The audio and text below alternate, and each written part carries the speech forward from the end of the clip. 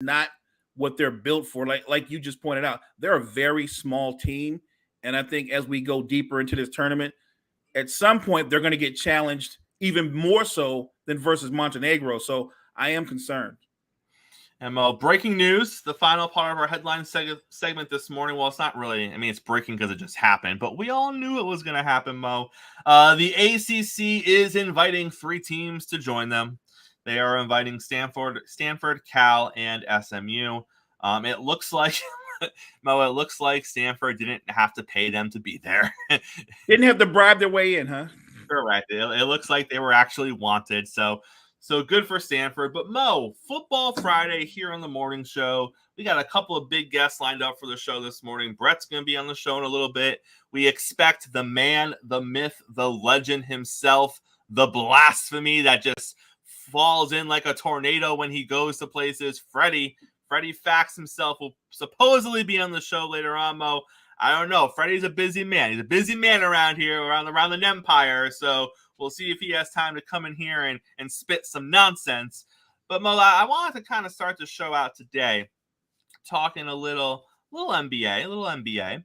And, there's a couple guys in the NBA who, for reasons I don't even know myself, I just don't care for. And Pat Bev is one of them. I think, when I look inside, Mo, and I really analyze the inner Chris, I say to myself things like, if I didn't like the Warriors, I would probably hate Draymond. And I think that's the reason I don't like Pat Bev. I see some Draymond in him. I find him to be annoying. That's just how I feel about him. As do the rest of the league. Right. But I feel like if he was one of my guys, that I would feel differently. But he's not, so I don't like the guy. But that's neither here nor there. This really isn't a Pat Bev story. Pat Bev made the following comments in regards to Anthony Edwards. He basically said that Anthony Edwards is going to get himself out of Minnesota because he is the type of player that you need to see, Mo. And I look at that, and my initial thought is if Anthony Edwards wants out of Minnesota, he's going to get out of Minnesota. Why? Because that's what happens in the NBA, right?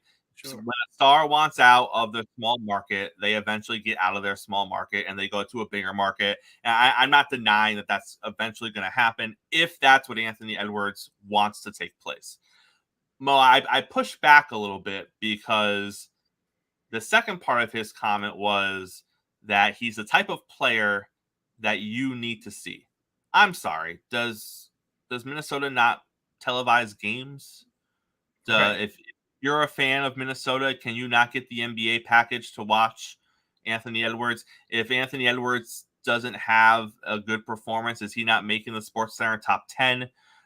Is he not revered as one of the great players in the league right now? If you're making a top 20 or 25 list, he's going to be on that list, I think, 9 times out of 10, if not 10 times out of 10.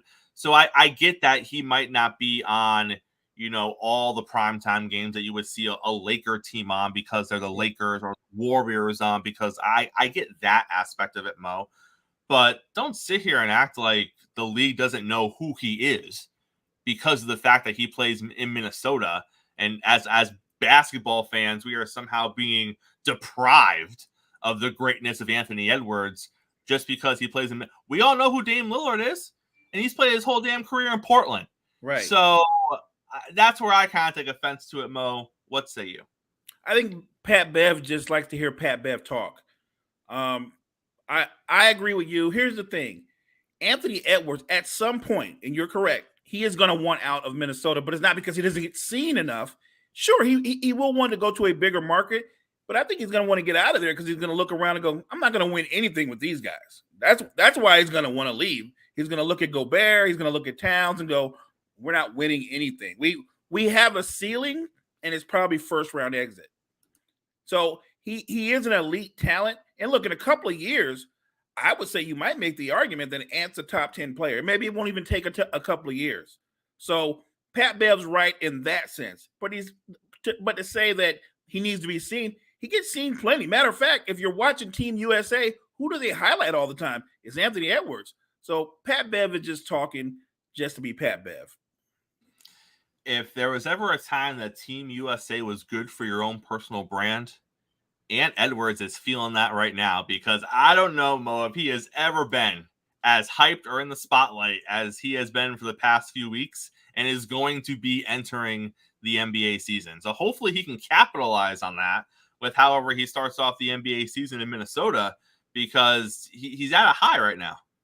No question. And look, stock rises and it also drops. Right now, his stock is rising. You could argue that Brandon Ingram's stock is dropping, at least so far in their international play. And we all know how he feels about his playing time and his playing situation. Not happy. Right now, he's the Stephon Diggs of the team. That is not a good thing, Buffalo fans. Don't sit here and try to spin it and be like, okay, but he's elite. Stop it, Buffalo fan. Nonsense out there. He's a competitor. Nonsense out there, Mo. Kelly Stafford has come out. Kelly Stafford has come out and said that she regrets it. She regrets going on her podcast, and she regrets having what I felt was kind of a private conversation with all of her listeners about how her husband can't connect with younger guys. I get it. I get why she regrets it. I'm willing to bet, Mo, it was probably an awkward conversation with Matthew because, and JG said that she's smart and, they've been together for a long time and they're very brand savvy. And I get it. There's a point where you do things that are calculated, and maybe this was a calculated thing for her. Maybe she thought that this was going to spurn something in a certain direction. But Mo, I mean, and I'm not trying to say guys and girls or anything like that. I'm just trying to say as two guys who know how sports work, two guys who know what a locker room looks like, we could have told her, don't say that. Don't put that out there. This is going to do your husband zero favors. And Mo, that's before we knew he had a yearbook and he was going around. That's before we knew all that stuff. Like, if she just came and said, listen, Chris and Mo, Matt's struggling with the younger guys. I'm going to talk about it on my show. We'd be like, no, don't do that. There's no need for that. And then if she was like, well, wait a minute, he has a yearbook. We'd be like, well, wait, no, definitely. Don't share that information. Definitely don't put that out there because that's not helping anybody. And so I imagine it was kind of awkward when Matthew was like, really? Not only was I struggling before, now they know I'm talking to you about it. Sure. Now he goes in the locker room and they're calling him Grandpa. Or like, why are you telling your wife you can't make friends with us? Why can't you just talk to us? Right. Why can't you talk to us, man? Why are you what's up? What? Come on, man. Don't narc to your wife. Talk to us. Reports out of Tampa Bay this morning, Mo, are that this could be the end of the time in Tampa Bay for Mike Evans. Mike Evans, who thinks that he is currently one of the top 10 receivers in the league. We can argue and debate that another time. I think we probably think he isn't. But he's good. But he is a very productive player. He is good. He's had over 1,000 years every season that he's been in the league.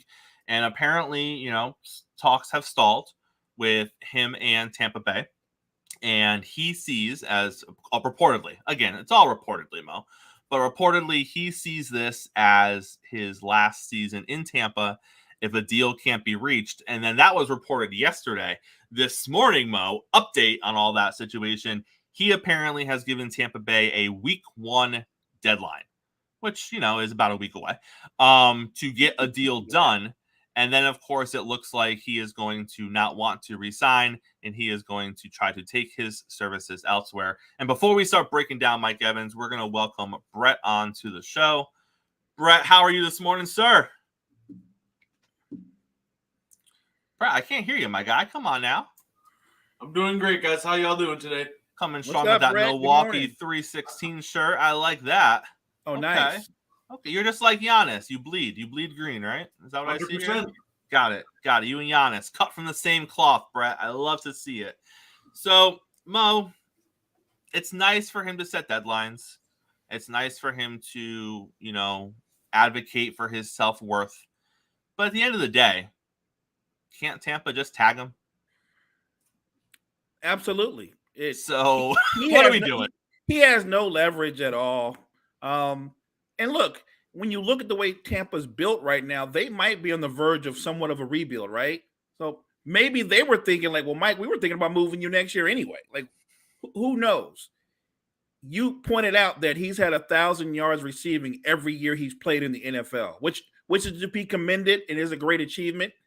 And I'll say this: if he gives you 11 to 1,200 yards this season, he deserves a raise. Because if he gets 1,000 yards this season, I guarantee you that 15 yards per catch average is going to come down a great deal. It's going to be the hardest 1,000 yards he's ever gotten. Nothing comes easy when Baker Mayfield or potentially Kyle Trask are throwing you footballs. Lots of medicine balls. Lots of medicine balls. Brett, if Tampa, let's say Tampa decides we're not dealing with this. We already got Baker Mayfield as our quarterback. You know, maybe by week 5 or 6, Baker is benched. So they're dealing with like a little quarterback controversy there in Tampa Bay. And Tampa is just like, listen, you know, you're approaching that magical number of 30. I don't know how old he is right now. But he's probably somewhere around there. So you're approaching the magical number of 30. We understand what you've done for us. We're not going to tag you because that number is astronomical because of what other teams play their top wide receivers. So we're going to trade you. We're going to move you.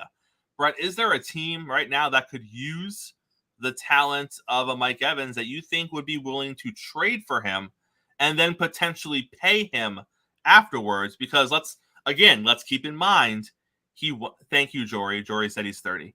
Let's keep in mind he wants to be paid.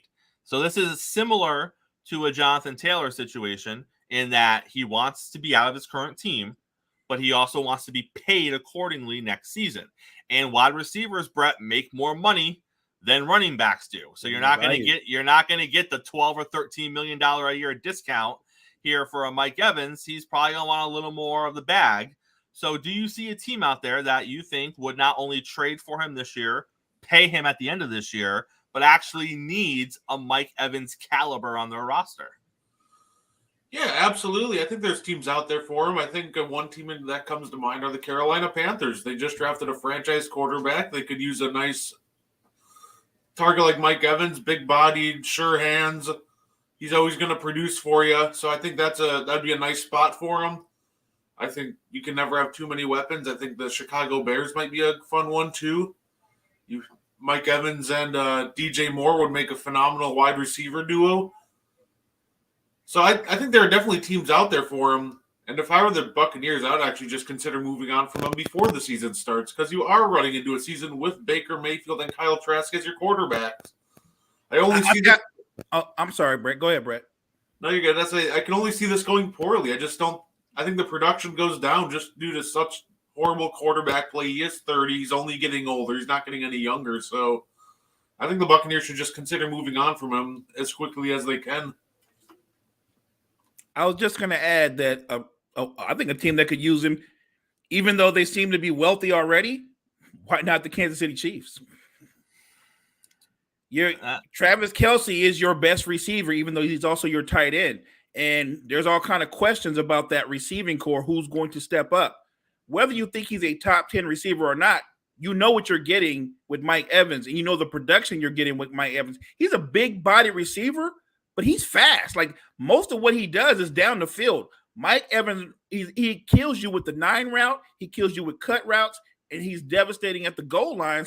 Or in the red zone. So why not a team that's already a contender getting a little bit richer and solidifying that receiving core? Because I think Patrick Mahomes, I think Travis Kelce would love to have Mike Evans.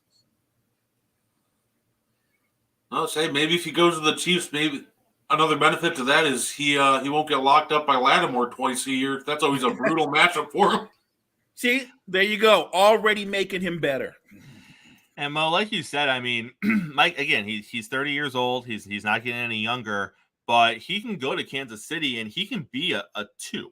He can be a 2 to Kelsey's 1. Right. He doesn't need to be the prototypical, even though he can be.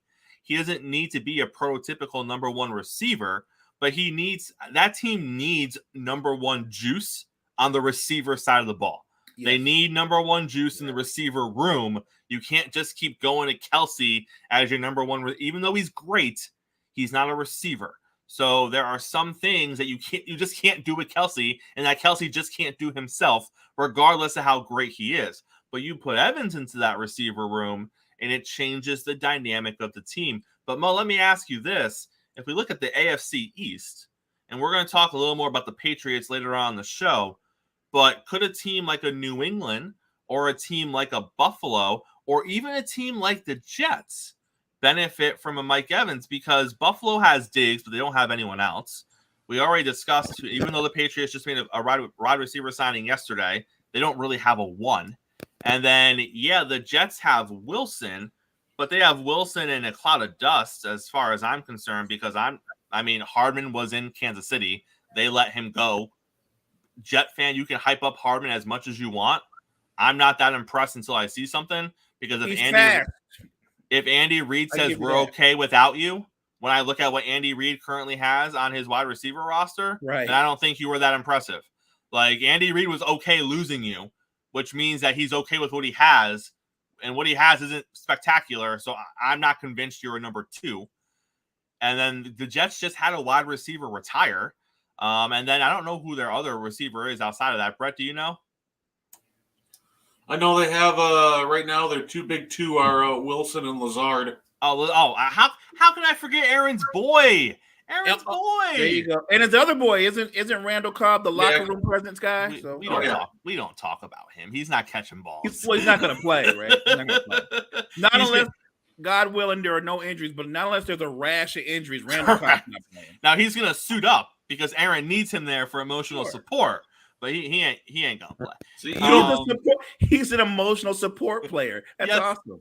Yes, he is. So, and Lazard is a 2, right? He's an okay 2. I wouldn't say he's a top of the line 2, but he's a middle of the road 2. So if you're the Jets, you got Wilson, who can he repeat what he just did last season? He was offensive rookie of the year. I get that. So I'm not taking anything away from him. I think he's going to be your 1. You got a 2 who's a middle of the road 2. You got a 3 who, I guess he's a 3. I mean, I wouldn't say he's a 2, so by default he's a 3. But I'm just not blown away. I'm not blown away after Wilson. So you throw a Mike Evans in there. Okay, well, hang on now. Now you got, your 1 and 1A in Wilson and Evans. And then Wilson, you're right. And then all of a sudden, just like that receiving core instantly becomes deeper, right? Right. Because now your 3 is you're running it, whatever you want to do. You want Hardman in there. You want the other one in there. It looks great at that point, Mo. So I said all that to say this. Do you think one of the teams in the AFC East would benefit from going out there and trying to make a trade for Mike Evans? I think if you're trying to win a Super Bowl and it's all or nothing, or at least that's the appearance when you're looking at the Jets, you're already all in. If you have an opportunity to bring in a Mike Evans who will not only make your team that much more explosive, but he's going to make life easier for Wilson. Mike Evans is a number 1-ish type receiver, but on a title contender, he'd probably be better as a legit number 2. And you're throwing him in there with Aaron Rodgers and all the other firepower they have out there. The Jets would benefit from him, but we talked about Buffalo the other day. I actually think the Bills would love to have him. Well, everybody except Diggs would love to have him, because if you're going to get Mike Evans in there, he's going to get over 100 targets as well, and that's not going to really be good for Diggs' numbers. But for the team, though, it's beneficial. And what Diggs needs to realize is a guy like Mike Evans makes him more effective, makes him have more one-on-one opportunities. So I do think there are teams in the AFC East as well as in the West, because right now, that Broncos receiving core is not looking too good. They could use a Mike Evans. So I think there's no shortage of teams that could use Mike Evans' services. And if he actually becomes available, they should pursue it. Brett, if you're Sean Payton, aren't you on the phone this morning with Tampa Bay being like, hey, guys, I heard you got a Mike Evans problem. I can be a Mike Evans solution. Talk to me. Oh, dude, I have alarms on my phone set for every 15 minutes to call him at that point. Like I have no receivers. Russ needs help. Yeah, I'd be calling them hard. And I think pretty much every team in the AFC East could pretty much use them. I think Buffalo's out. I don't think Diggs would approve. I think he'd have too much of a meltdown. And I think the Patriots are out. I don't see him going to the Patriots. He seems like he'd probably want to compete, and I don't think the Patriots are close to that. To me, it really leaves I think the Jets would really be the best spot for him if we're talking about the AFC East. The Dolphins would be interesting. He'd bring a new dimension to that offense with Hill and Waddle stretching the field, and Mike Evans can work everything else underneath. That's almost unfair. You're going to add Mike Evans to Waddle and Tyreek Hill. You got two guys that can take the top off the defense. You're going to add a third guy? You're going to add a third guy? That's it. Look, if that happens, I'm here for it because I'm watching every Dolphins game. Every Dolphins game. The Patriots get I can't speak this morning, gentlemen. The Patriots get richer. Maybe I can't speak because richer is the wrong term to use for it. The Patriots added players this morning. They add Rager yesterday coming over from Minnesota, and they add a backup quarterback who is not from their practice squad, and Matt Corral, who was supposed to be potentially the future of the Carolina Panthers, but and this is another example, gentlemen. You draft a guy, you think he's going to be something, you get him in camp, you realize he's not exactly what you thought he was going to be. You see him in the preseason, you further realize he's not what you thought he was going to be, and you move on. And it happens sometimes, right? And I get it. They didn't give up a buttload of picks to get him. They didn't draft him high in the first round like the San Francisco 49ers did with Trey Lance. But it's the same type of deal. You think you got something, you hope you got something, then you get to see it and see what it looks like and put it into your system, and you just realize sometimes, missed on that one. Only difference is they didn't miss as publicly as the 49ers did, which is why they're not getting beat up for it. But again, it was a failed experiment in Carolina. He had a couple of shining moments in the preseason. He just didn't do much. Now he goes to New England with Bill Belichick, and they actually have an offensive coordinator. So that's always a bright spot for the New England offense. And we'll see. We'll see what he does as a backup behind Mac Jones. But more importantly, Brett, bringing in that wide receiver, Jalen Reagor, to the offense, is he by default their new number one? Because you look at a wide receiver room that has Devontae Parker, who can't separate and never could and still can't and didn't do it in Miami, but they think he can in New England, but he can't.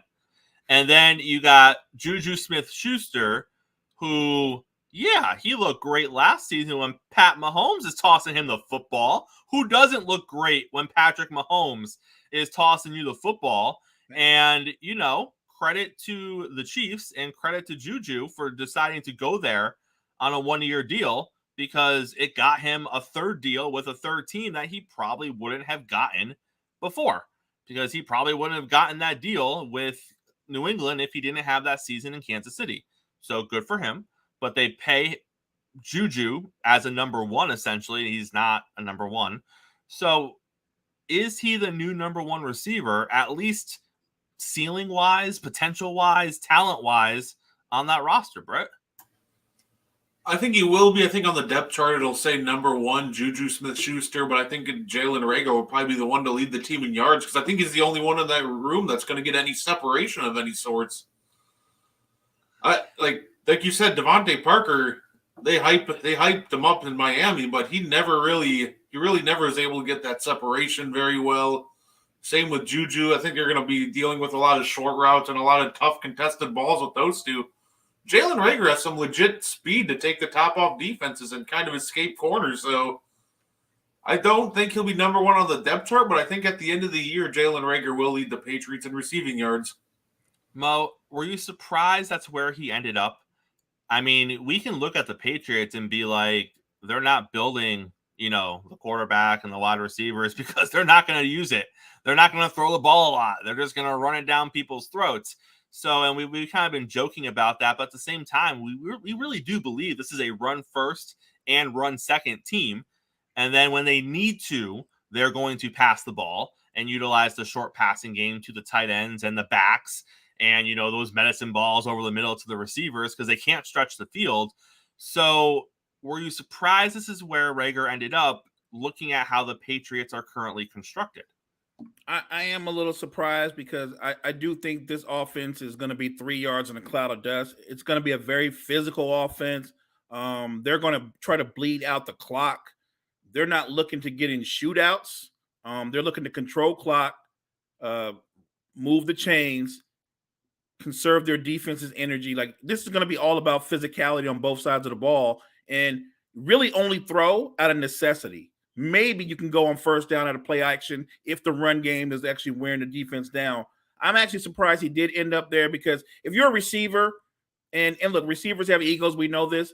You want to catch the ball. You want to get 60 or 70 catches at least.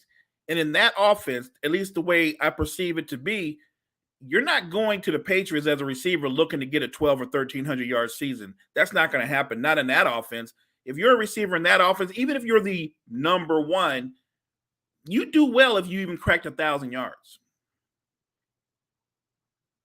No, 100%. And honestly, and he's not getting a lot of talk, and I get it because of the season that he had last year. But Mike Gesicki is a dog. He 100% is an animal when used correctly. He cannot block, and that is why he is no longer in Miami. They tried to improve his blocking game as a tight end, and it failed miserably, and it got Tua hit a lot of times. So that's why he is no longer there.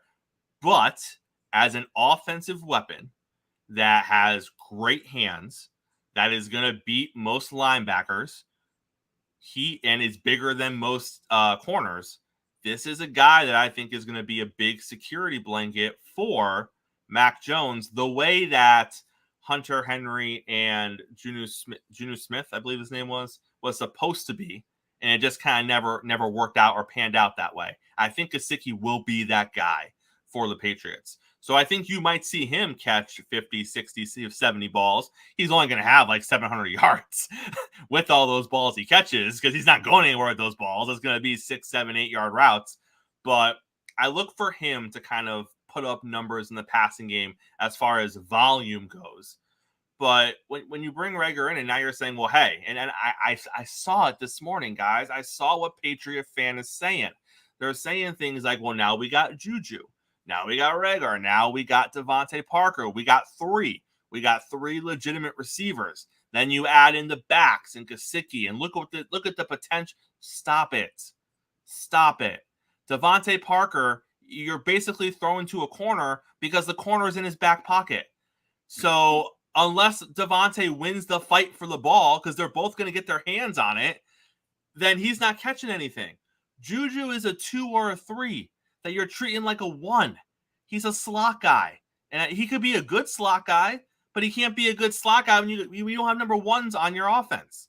And I don't mean to badmouth the new kid who just got there, but look what he did in Minnesota with a better quarterback than Mac Jones, with a better offense than Mac Jones, with an offense where guys besides wide receiver 1 did have an opportunity.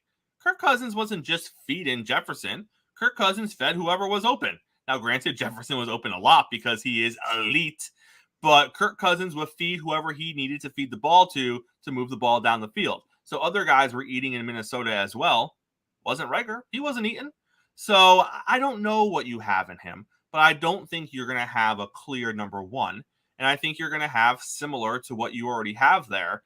So if Patriot fan, if you're hyped this morning, and I get it, you know, you're in a division where no one talks about you a lot, and I'm sorry that happens, but be realistic. When you're drinking your coffee this morning, pour in a little realism and understand that you're still a 4th place team this morning, even though you added a couple of pieces. That's all I'm saying. Guys, in a surprise move, because this is not where I thought the Dolphins were going to spend their money, but Miami was like, hey, let's reset the fullback market. Because why not? So and I love Alec Ingold. And Mo, I think you might have a soft spot in your heart for Mr. Ingold as well as a former 49er. I'm just saying. Sure. But Ingold got a 3-year extension for worth up to $70.2 million total, which, gentlemen, is some big money for the fullback department. You talk about running back value going down. The fullback value went down decades ago. So props to Ingold for making the money that, you know, he's making in Miami. That's big time money for a fullback. It is. For a fullback, that's insane. And if Mike Gesicki, who I think signed like a $1.5 million deal or something with New England, When he's seeing that money this morning, he should sit there and say to himself, if only I learned how to block. Because what is Ingold there for? He is there to block. He is there to block for the running game. He is there to block for the receivers. He is there to block to protect the quarterback. He is there for tight goal line situations. Every now and then, he catches the ball and runs the ball. But he's there because he can block, gentlemen. My question to you with this is, obviously, he resets the fullback market. But did he really? Is there I get it. Like, if I'm a fullback and I'm on a team, first of all, good for me. I'm happy to be here. Right. I don't think I'm talking. I don't think I'm asking for stuff. I'm just happy to be here. But if I'm a fullback on a team and my contract comes up and I think I'm top 5, I mean, I don't know if I can name 4 more fullbacks in the league. But if I feel like I'm top 5, do I look to my team and be like, what? Hey, Ingold made that. Can I make like a piece of that? Or is it much to do about nothing because there really isn't a fullback market to be reset, Mo? Is it just good for him and we move on? Or is this going to have some sort of a ripple effect for fullbacks? Not at all. It's good for him and you move on. He's there because he's actually an elite blocker, an elite run blocker and pass blocker. He is basically a lineman in your backfield. That's how good a blocker he is. He will stonewall anybody in pass protection, and in the run game, he will topple over people. He will sacrifice his body. The Dolphins' run game is going to be vastly improved. This guy is that good. He's that impactful. So I don't think it changes the market. It just solidifies him as a Dolphin because they value what he can do. He's going to be like almost like Tua's bodyguard per se. That's how valuable he is to the Miami Dolphins. He will catch some balls here and there, but he's primarily there because of his ability to block. Now, a player, Brett, who did potentially reset the market at their position is TJ Hawkinson of Minnesota. He signed a 4-year extension, which means annually he is getting just over $17 million a year now as a tight end, which is big money for the tight end room. And I think, Brett, before you jump in here, I think we can all agree Kelsey is still the guy at that position. And we're not saying just because Hawkinson makes the money that he's the best tight end. But, Brett, is it fair to say he is, talent-wise, maybe the second best tight end in the league? And do you think the tight end market is going to look at his deal and be like, well, come on. If the second best tight end in the league is making 17-1 a year and I'm the third or the fourth best, I better at least be in that conversation. Yeah, I think for at least the top end tight ends, it does. I think when you're looking at TJ Hawkinson, I think you're looking at the 4th best tight end in the league. I still value George Kittle over him because of how amazing he is in the run game as well as what he provides in the pass game. Unfortunately, his receiving numbers weren't that high last year, but that's just because there were so many injuries with the offensive line. He had to sit as a blocker a lot of the time. And I still think Mark Andrews is a better threat than him. But I do have him as 4th, and I think when Kelsey's contract's up, I think when Kittle's contract's up, yeah, I think it'll reset those guys. But I think a 5th guy that I'd throw in there, maybe you just up the price tag for Dallas Goedert as well. Yeah. But I think outside of those top 5, I don't really think it does much because I don't really think there's anybody tight end wise that is worth that amount, honestly.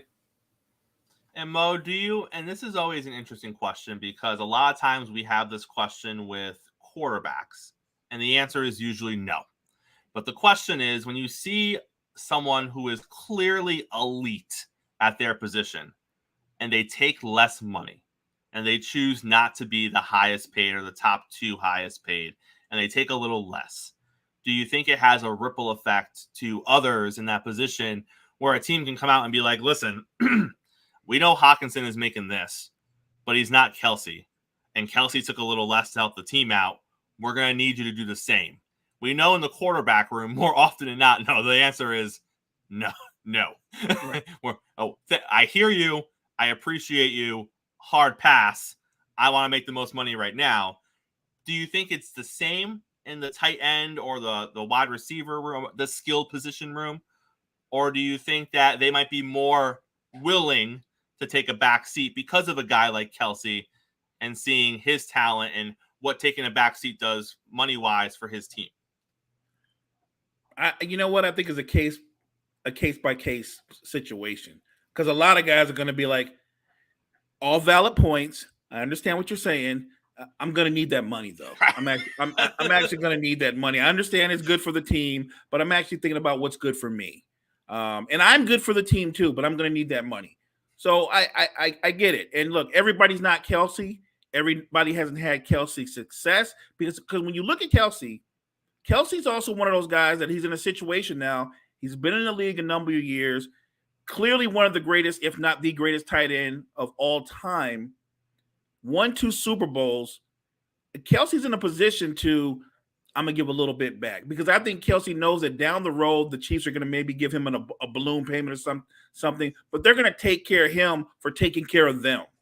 But when you're a younger player coming up, or in a case of somebody like Mark Andrews, you're looking around. The Ravens are pretty good, and they have big aspirations. But if Andrews has an opportunity to make top dollar, he's going to be like, I understand what you said, but you did just give Lamar some money. And who's Lamar need to throw to? Who's his security blanket? This guy.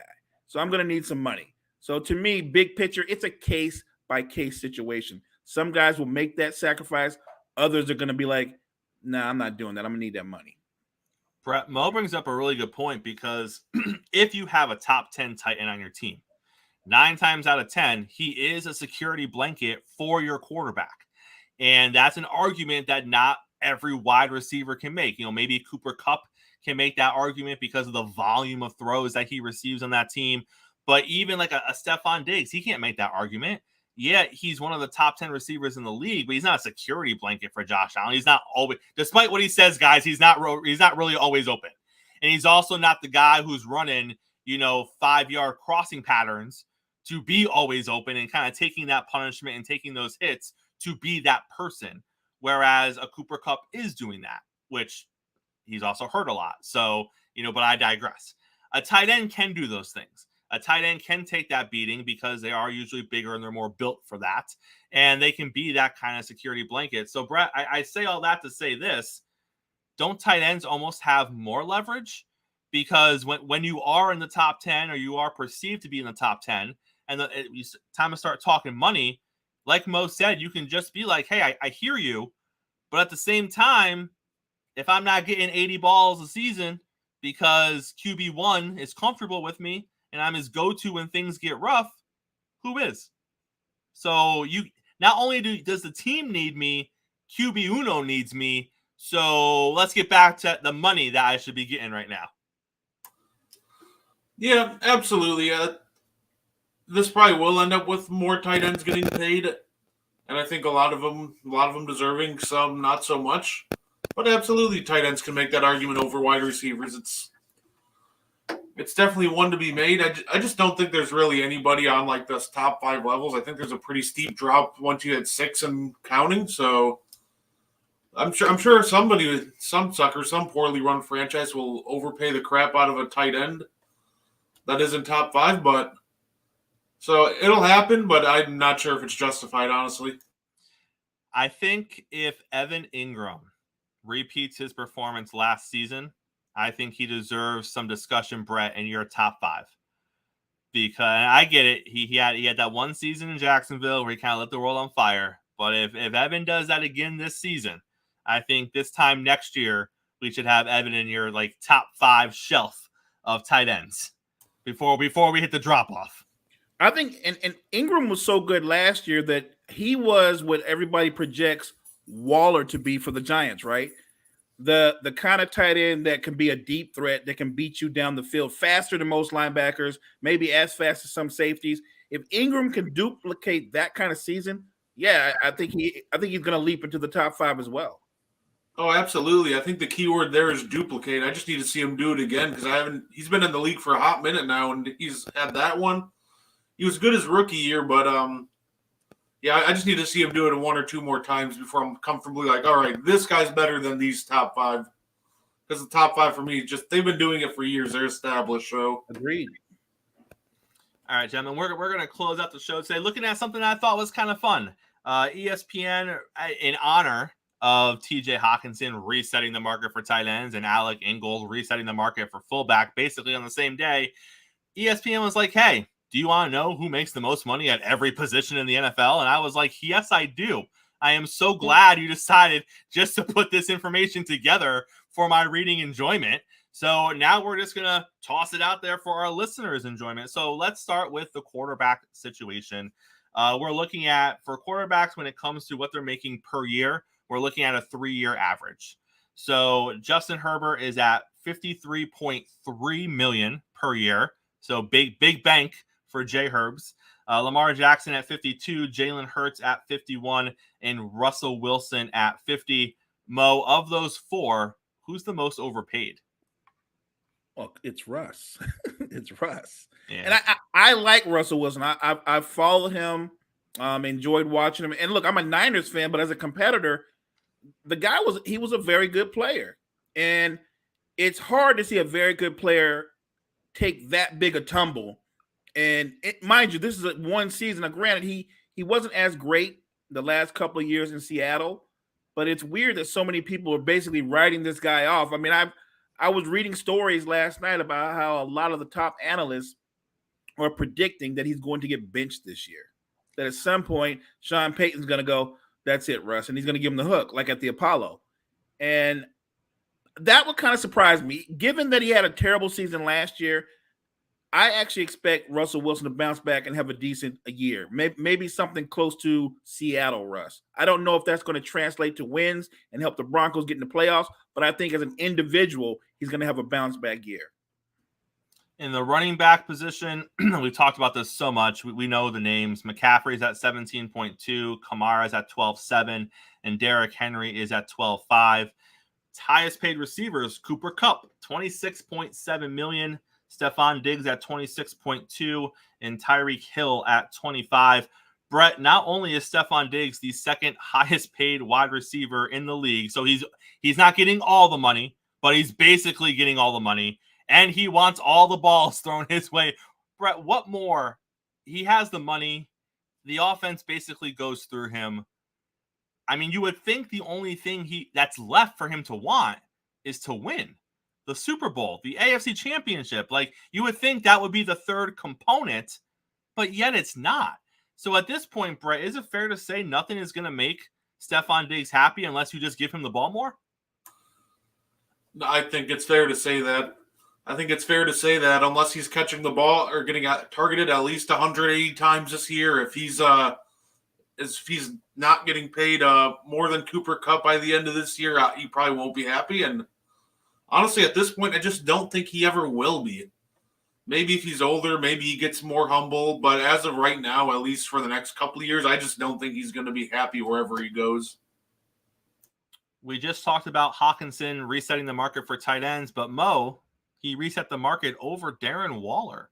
Darren Waller is the second highest paid tight end in the NFL at $17 million, and then it drops to $15.3 for George Kittle. What does Waller have to do this season, Mo, to actually earn the $17 million? Because we've heard the story. He quits on his team. He's not invested. He's not engaged.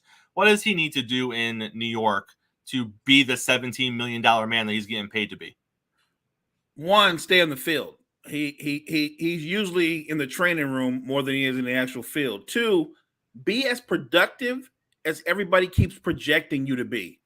There's a reason why people use words like quit on the team. He's in it for himself. He's a malcontent. Be the opposite of that. But more importantly, be Daniel Jones' security blanket. Danny Dimes could use a security blanket. He's already got Saquon, but if you can be effective with your speed and ability to get vertically downfield, I think you can earn that money, because it's strange that he makes as much as he has, because if you look at his career, he's had the one really good season. And then everything else has been DMPs, miss a lot of time, and not a lot of production. So in terms of bang for your buck, it's time for him to actually live up to that. If you listen to Spotify, apparently he has a new podcast. I only know this because it seems like, I feel like his podcast is promoted in every sports podcast I listen to.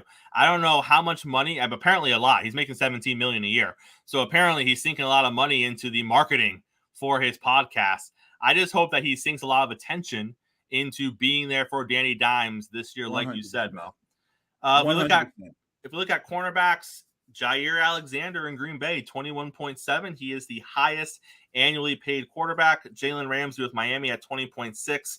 Denzel Ward at 20.2 with the Cleveland Browns. Edge rushers, TJ Watt, 30.5 million. Joey Bosa at 29.2. Myles Garrett at 26.7. Brett, this could be something where we could see in a couple of years, this gets rewritten a little bit.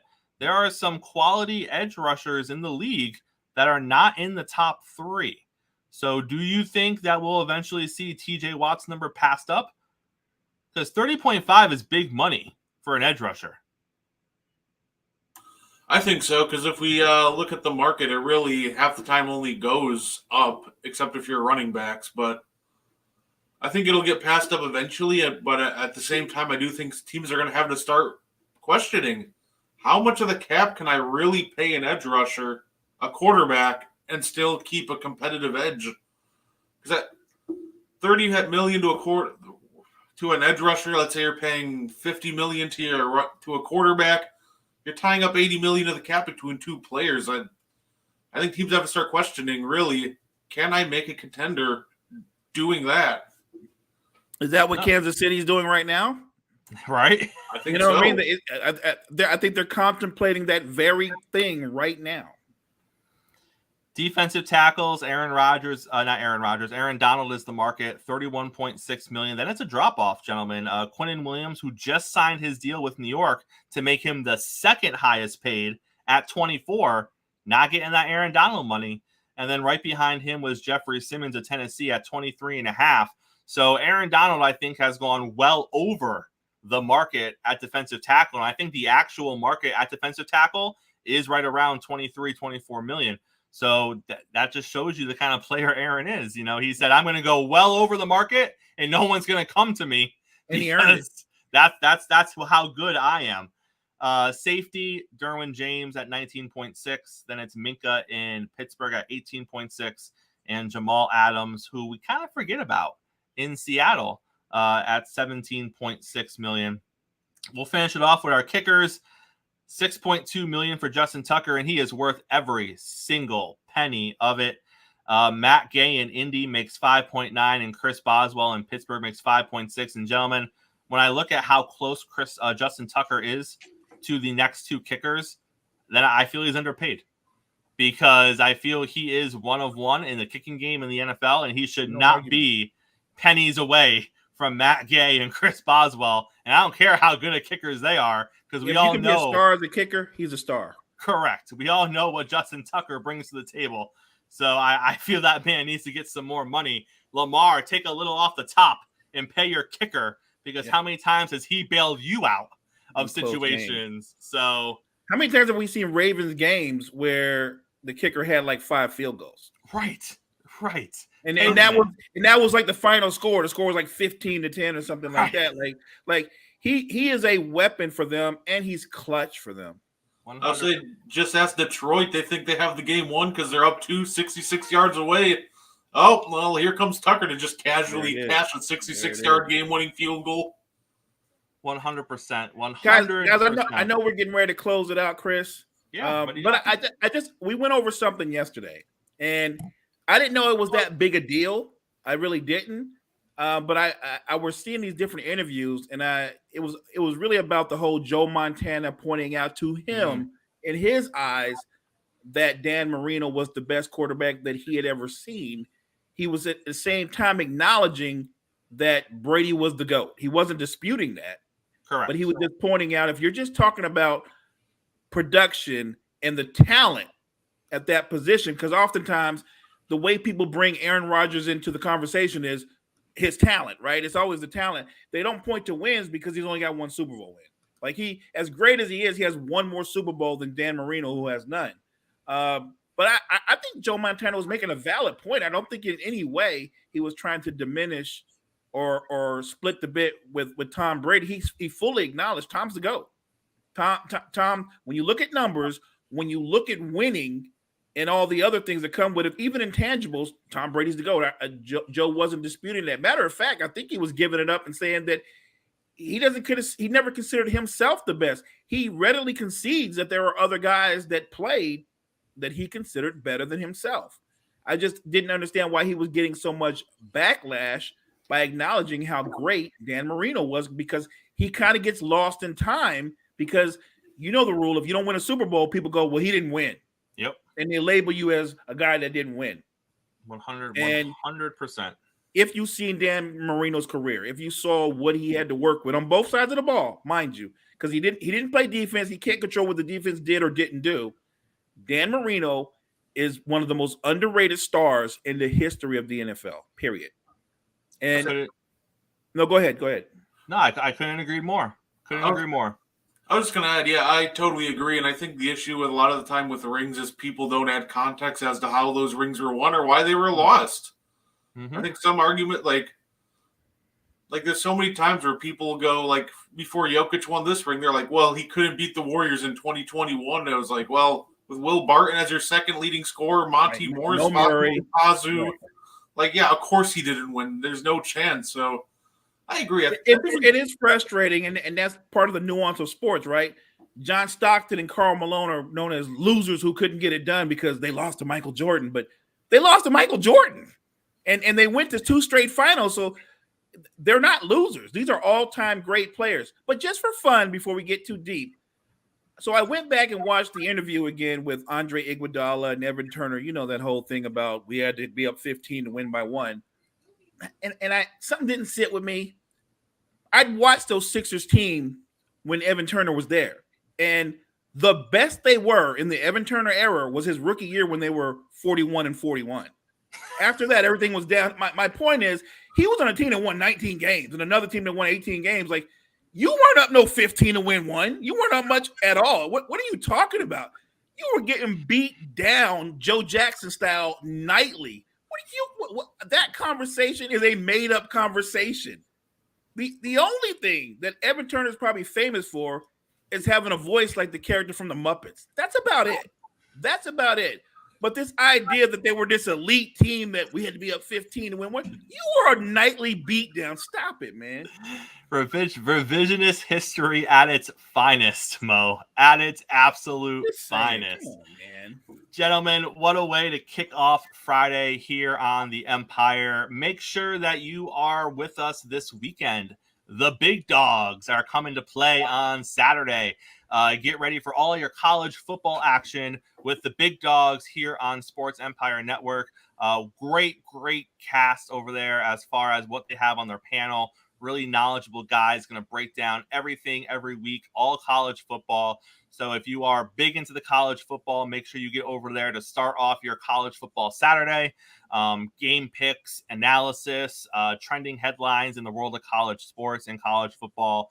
So make sure you're over there. We got a couple big ones this week. LSU's probably got the biggest game on the slate. We're looking at what Coach Prime is going to do in his debut. So they'll break it all down for you. They'll break it all down. Head over there tomorrow with the big dogs. But the last 10 seconds go to you, Mo. Take us out, sir. Hey, thank you to everybody that's been in the chat all week. We appreciate your support. Appreciate anybody new coming up in here, checking us out. Make sure you like, share us. Check out some of the other great content that we provide to you at Empire Sports Network. Check out the Empire. On behalf of myself and Brett and Mo, we will see you back here next week for more of the morning show here on Sports Empire Network. Until then, gentlemen. Peace.